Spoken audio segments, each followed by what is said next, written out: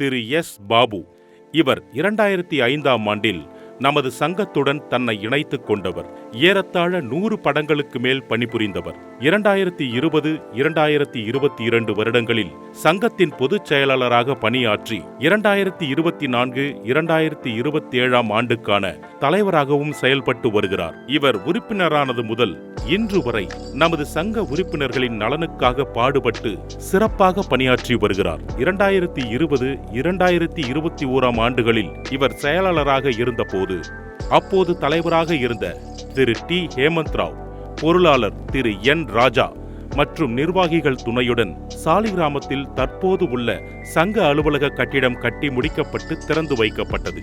இவர் சங்க பணிகள் மட்டுமின்றி சமுதாய பணிகளிலும் தன்னை ஈடுபடுத்திக் கொண்டவர். கொரோனா காலத்தில் தூய்மை பணியாளர்களுக்கும் பொதுமக்களுக்கும் செய்த உதவிக்காக சென்னை மாநகர மேயர் மாண்புமிகு பிரியா அவர்களும் அப்போதைய சுகாதாரத்துறை செயலாளர் திரு சுகன்தீப் சிங் பேடி அவர்களாலும் கௌரவிக்கப்பட்டவர் என்பது குறிப்பிடத்தக்கது.